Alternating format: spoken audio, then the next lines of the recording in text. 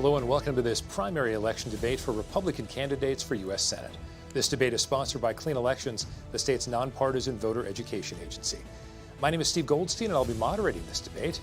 Our format will be a little different today. We're hosting a 30-minute one-on-one since only one candidate has agreed to participate.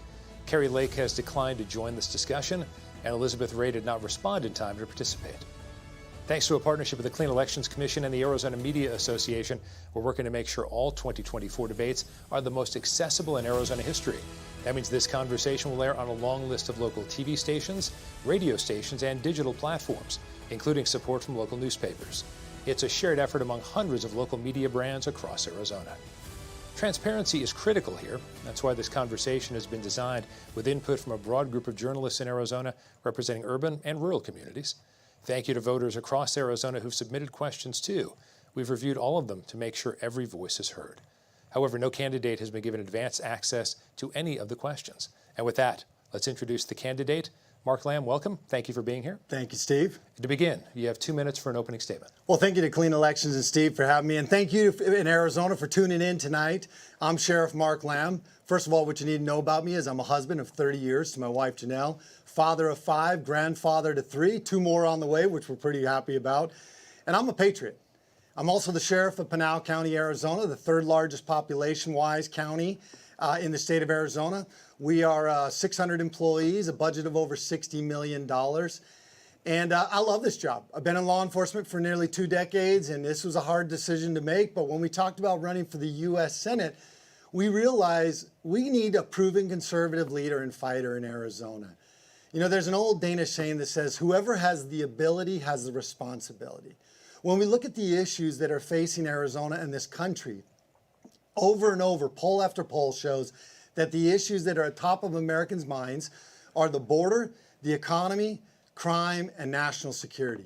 You're not going to find a candidate more experienced in the border than I am. As a matter of fact, I'd be the most qualified senator in the Senate as it relates to the border. There's no other candidate that's managed a large budget like myself. And there's nobody that understands the rule of law in this race like I do. But here's the thing, this is a job interview, and I'm here tonight. One thing I go all over the state and business owners tell me, Sheriff, one of the hardest things we have is to get people to just show up. I'm here tonight, folks, because this is a job interview. You know, as a sheriff, I'd never hire anybody that didn't show up for a job interview. Nor would I hire anybody if they didn't have the right experience to do the job. Right now, I'm standing up here alone. I've stood alone on many issues across this state, including COVID, mask mandates, vaccine mandates. I've proven that I will stand alone for you in Washington, D.C. If those other folks aren't here tonight, you can't expect them to stand up for you in Washington, D.C. I hope to get your vote on July 30th. My name is Mark Lamb, and I'm running for the U.S. Senate, and Arizona needs a proven conservative leader and fighter. All right, Mr. Lamb, thanks very much. We have a lot of topics to get to, but you alluded to something, so let's get to it right away. If Kari Lake were here, what's the first thing you'd ask her? What would you want to say to her? Well, look, I'm not running against anybody. So I think what Arizona needs to understand is I'm running for the U.S. Senate.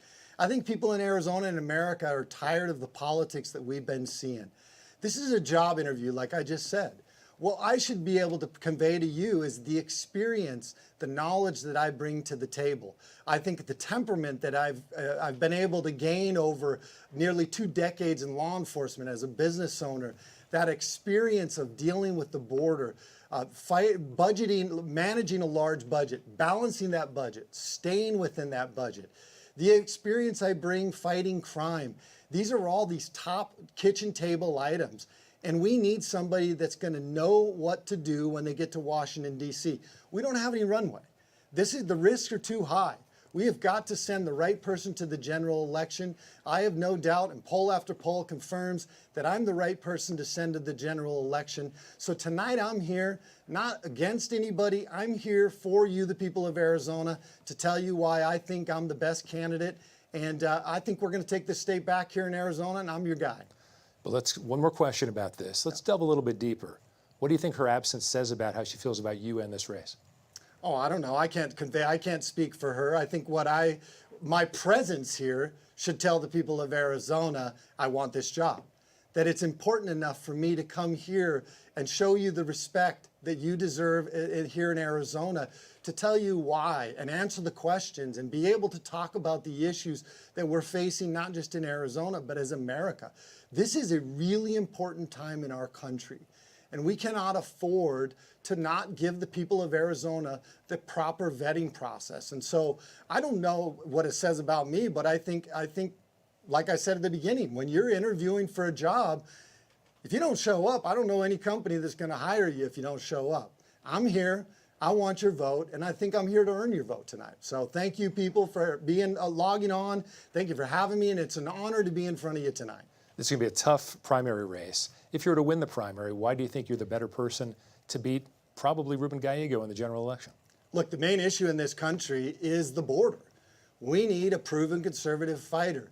Look, the border is an issue that it's not a talking point for me. This is not a photo op. This is what we do every day. Myself and my people, we go out. We are going into the deserts, finding people that are trying to come into this country illegally, those gotaways you hear about. We're actually pulling people out of the deserts that the cartels have left behind for dead. We're actually stopping the trafficking of humans into this country, the trafficking of dangerous drugs like fentanyl into this country. Last week, my guys had a stop, or a week and a half ago, a stop where we found 80 pounds of fentanyl in the back of somebody's car. Those are 360,000 pills. Steve, imagine how many lives we saved with that. Not to mention there was 9 pounds of cocaine in the trunk. This is experience you gain only through doing the job. And I think right now we have got some issues in America, budgets, economy, and I know we're going to talk about a lot of this tonight, but you've got to have somebody that has experience dealing with these issues. That's what this Senate race is about. This is one of the most important jobs in our state and in this country. We've got to send the right person back. So some people are calling this a border crisis. So I want to ask you about solutions to that. Some people talked about, is there a patchwork? Do you do a little bit of this here, a little bit of this there? Do you put border security and immigration in the same category, or would they have different lanes for you? Well, they cross over, Steve. That's a great question. Well, border security and immigration cross over. These are two issues separate. Immigration, we got to do a better job in Senate and Congress to come up with some comprehensive, common sense immigration solutions. This is what their responsibility is. But we also, under the last 3.5 years, we've seen a real debacle at the border. I've been a sheriff under President Trump. I've seen the successes that his policies had, and I saw the complete opposite of the Biden administration under Mayorkas and some of these other folks. They have opened the border, and it has caused real problems in this country. It has created national security issues, risks. That's the border security piece of it. We've got an invasion of people, which, by the way, if you don't know the definition of an invasion, it is an incursion of a large group of people into a sphere or place of activity, or an unwanted intrusion into somebody's domain. Both of those qualify. It's changed a lot, Steve, over the last couple decades. What we're seeing now are people coming from all over the world. We've got 140,000 Chinese nationals, mostly military-age men, in the last 3.5 years under this administration, not to mention the fentanyl crisis. Do you think this is a lack of President Biden doing a good job? Do you think Secretary Mayorkas has done a poor job? Or do you think this has been part of some plan, that this was a plan they were trying to put together for border security or immigration, and they've just failed at it? You know, as a sheriff for 8 years dealing with this, especially under the Trump administration versus the Biden administration, initially I thought, well, maybe this is just incompetence. Maybe they just don't know. Maybe they're not up to speed. It didn't take long to realize that a lot of these decisions, these executive orders, the reversal of orders that were working, folks, these were intentional. They have intentionally opened the southern border. And even though as sheriffs, we continue to tell them the problems with this, they continue to move in the same direction of allowing people coming in that are national security threats. Look, over the last 6 months, we had Laken Riley killed in Georgia by somebody that was into this country illegally. We had Rachel Morin, a mother in Maryland, killed by somebody that came into this country illegally. We have Jocelyn Nurgaya, I'm probably not saying her name right, but she was a 12-year-old girl, raped, killed by people in this country illegally. Just a couple days ago, right here in the Tucson sector in Arizona, our Border Patrol apprehended 7 people that were that were convicted of sex crimes in our country, sent back. They now have come back. Some of them were rape, sexual abuse, and some of them were sexual misconduct with minors. This is the type of stuff we're dealing with every day, and we owe it to the American people to secure our borders and protect American families, which is why it is so important that we send the proven conservative leader and fighter that understands it, like myself, back to Washington, D.C. Initially, you said you thought it might be incompetence, and then you think it's purposeful. There's some incompetence there, too. Okay, all right, There's some incompetence but what would be there, the too. motivation there for it being purposeful? Well, there's a lot. I think globalism is afoot. I think there's a real push for globalism. I also think that you now are seeing the movement towards allowing people to vote that are not citizens of this country. You are also undermining the rule of law. The strength of America, Steve, and everybody out there, I think most people know, and the Founding Fathers knew it when they said, we the people of the United States, in order to form a more perfect union, establish justice. And so if you're going to undermine America and change it, which, by the way, Joe Biden's slogan when he ran was, we're going to reinvent America. What better way to do that than to undermine the rule of law? Over the last 3.5 years, I went back to the White House as a sheriff from Little Pinal County. I went back 10 times. Not one time has President Biden met with any of the sheriffs in this country. It shows a total disregard for the rule of law, and their policies show a total disregard for the rule of law. And furthermore, there's another candidate, Ruben Gallego, that is running on the Democrat side, that has basically rubber-stamped a lot of these same policies that have failed the American people, especially as it relates to the border.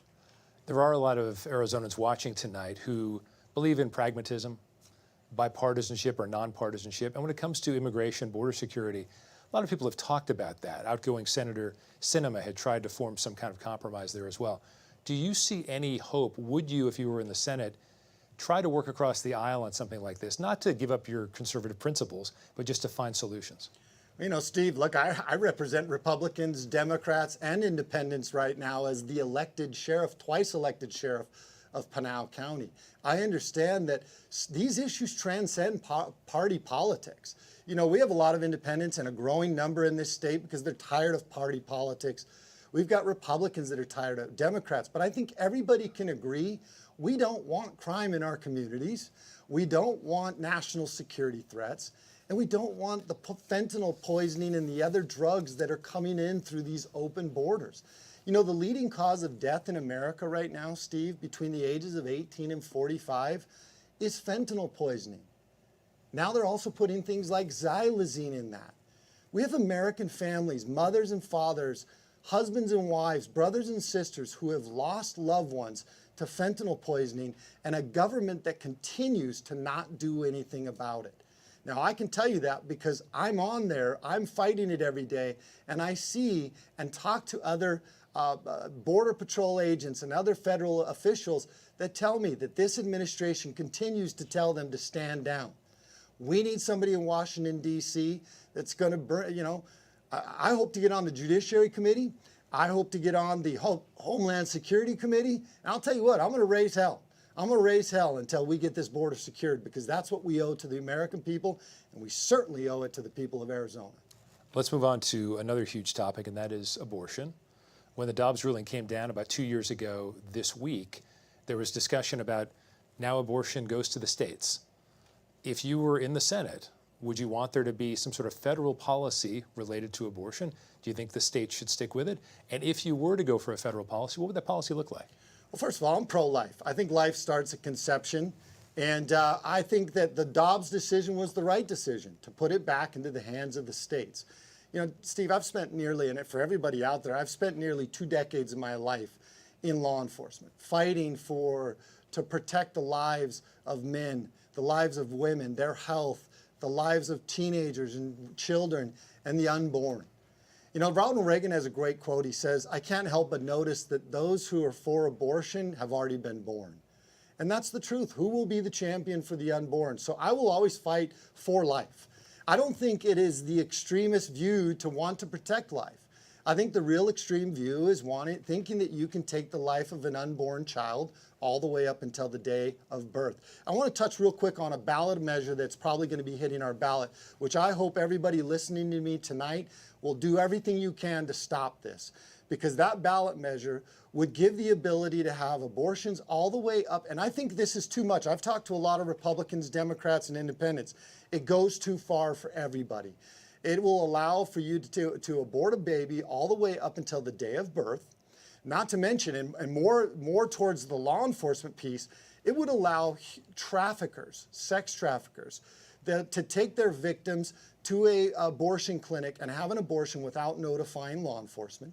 Even worse, it would allow somebody who would violate a child, or a coach, or a family member, or a mentor, who would violate a child. They can take them to the clinic, and there's no ability or responsibility for the clinic to notify law enforcement or the parents. That goes too far. It goes too far for everybody. But I think it's important that people know that I'm pro-life, and I'll do what I can to support life and protect life, because that's what our Declaration of Independence says, and that's what I believe. But Mr. Lamb, since you're concerned about this measure, which will very likely be on the ballot in November, could pass, does that make you think about supporting a federal policy that would be universal, as Roe v. Wade had? Look, I'll continue to say, Steve, like, we always do these what-if questions. You guys in the Of media, course. you love to do these what-if and get the answers you want. The reality is the right decision was already made at a federal level. I don't look to the federal government to set my moral compass, Steve, nor should any of you. The federal government shouldn't set anybody's moral compass. We have a responsibility to protect life. I do that in law enforcement. I will do that as an elected official.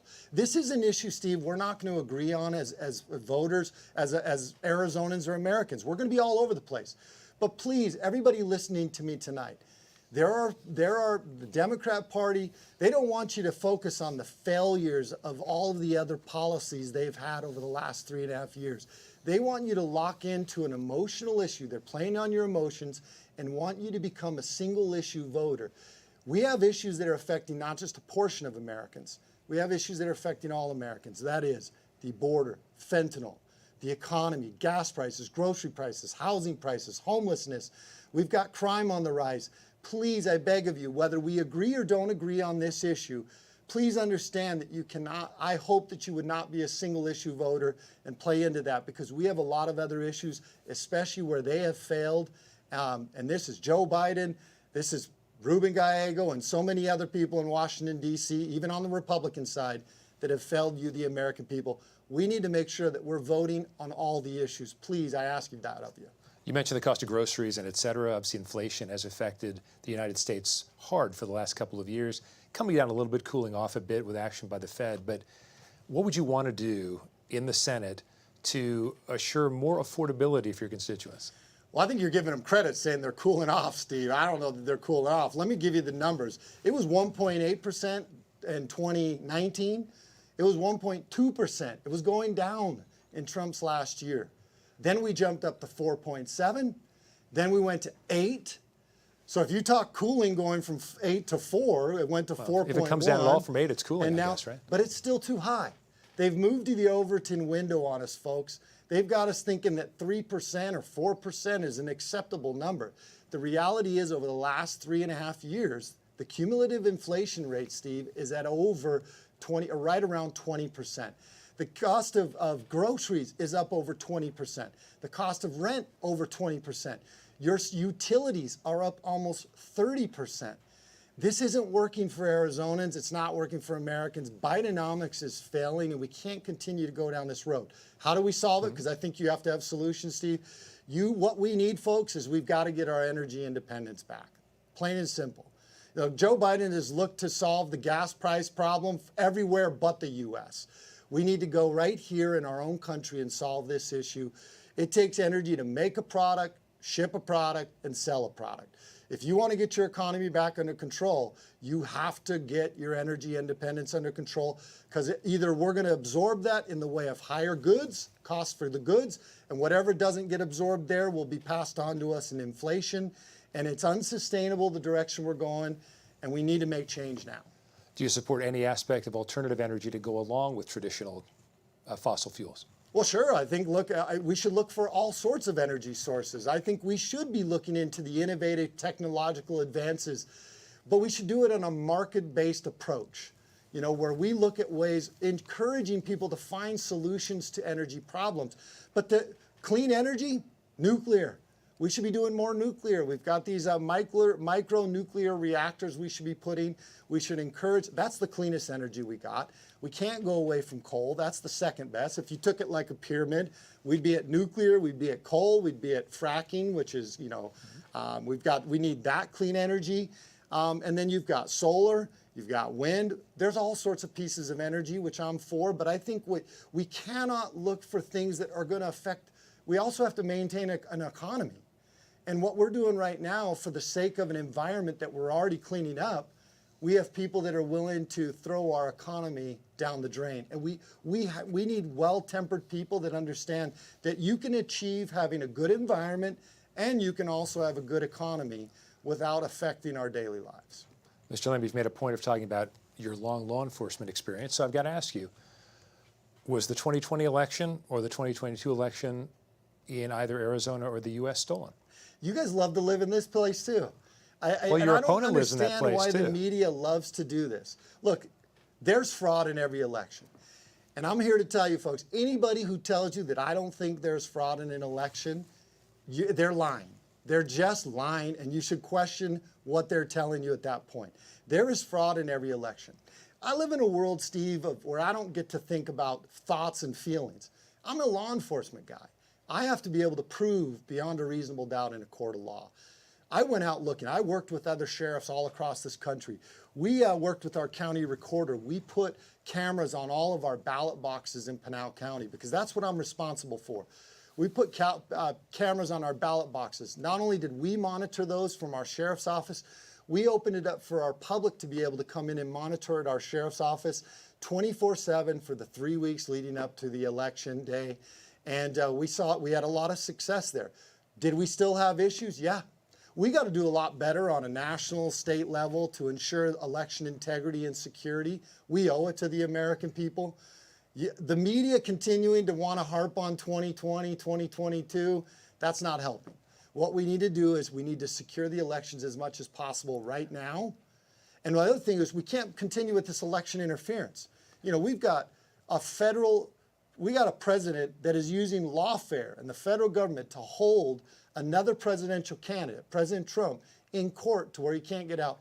Come on, this is election interference at its best, and we've got to do better than that. And we expect better of our elected officials. I certainly, as a rule of law guy, expect better. I'm going to push back at you just a little. Big surprise. Push back. It's not just the media. It's your opponent in this race. Also President Trump, former President Trump, has made a lot of hay of this, of saying he should still be in office.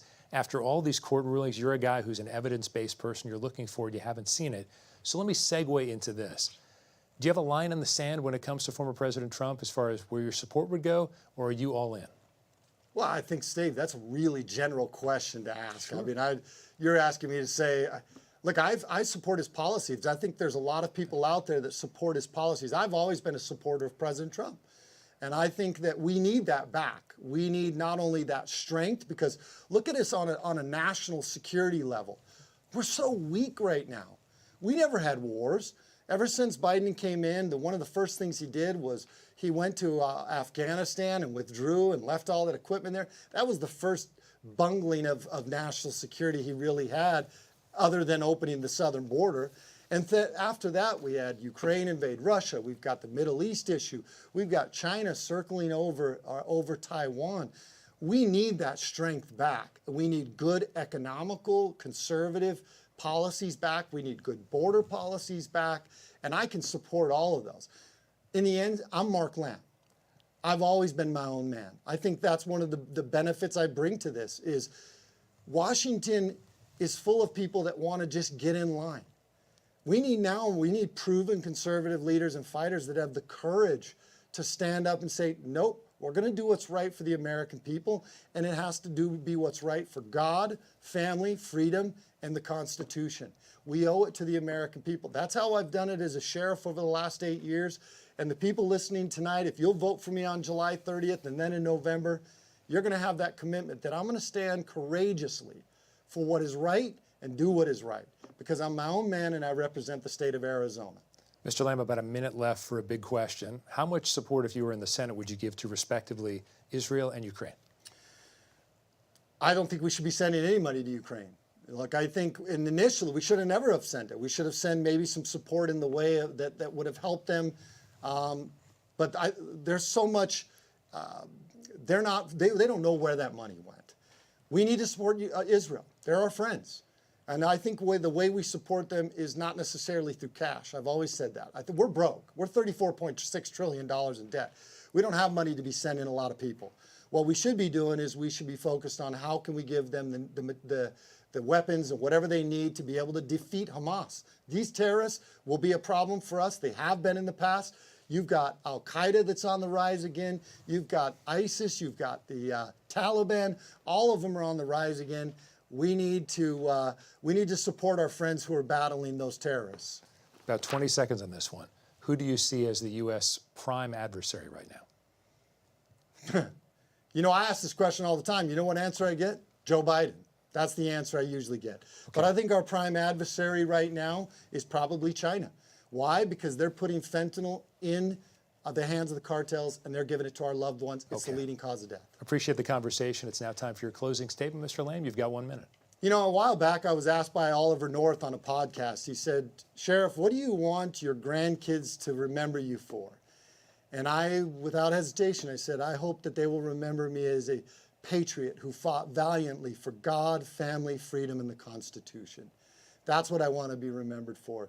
And I hope if you elect me, you view me as a patriot who will fight valiantly for you, for those principles, for God, family, freedom, and the Constitution.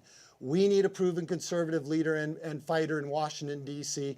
We need somebody that will bring a conservative view into all of the issues that we're dealing with, and we need to take this country back and this state back. I would love to be your representative for the Republican Party on July 30th. And for all you independents, please come request a Republican ballot. You can vote too. I need your vote. We need your vote. Sheriff Mark Lamb for Senate on July 30th. I would love your vote. And that's all the time we have for our one-on-one conversation with Mark Lamb, Republican candidate for U.S. Senate. Again, thank you for being here. Thank you, Steve. As a reminder, the Arizona primary election is on July 30th. Early voting starts July 3rd. All registered voters can participate in the primary, including independents. There are a lot of offices up for election this year, so we'll keep hosting debates through the November general election. Head to azmedia.org to see a list of every local media partner, plus upcoming debates and where you can find them on TV, radio, and digital platforms.